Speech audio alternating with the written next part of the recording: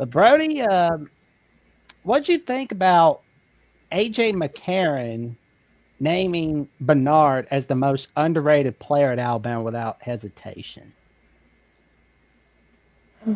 Man, I think that Alabama definitely has a lot of underrated players on their roster this year.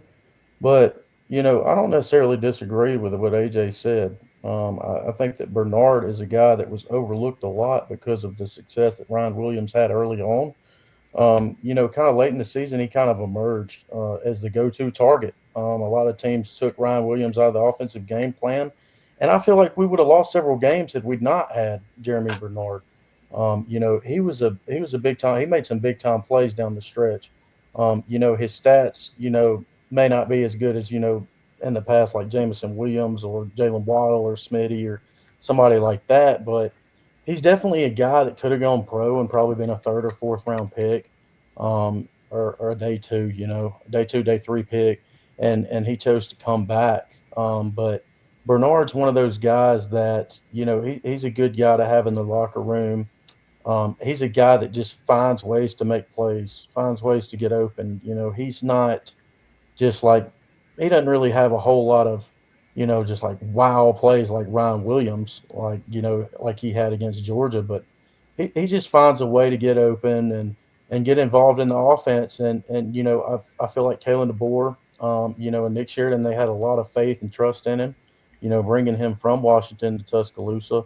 And I feel like Ryan Grubb will do the same thing. And I think that's one of the biggest reasons why he came back is because, you know, I think he wants to play in Grubb's offense and hopefully, you know, elevate his draft stock.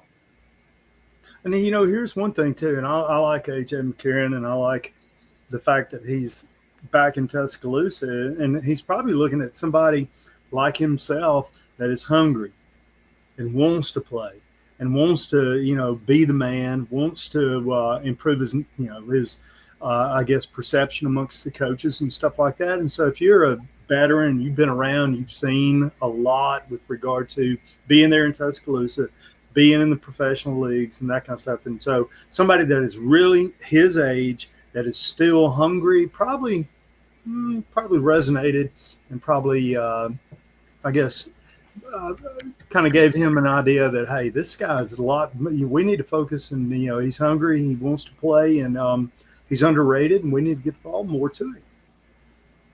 Somebody like that's going to be a hard worker. Yeah. So it's good. That's a good switch to light. Kudos to AJ McCarron. Turn that switch on to some of these veteran players. There we go. A lot of it's psychological too.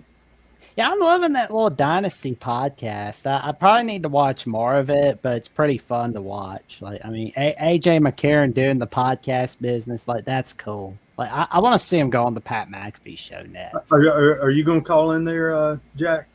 They don't have a call-in link. Oh, they don't. No, they If don't. they ever do, call in and ask him about the name of this guy, Mike. Oh, man.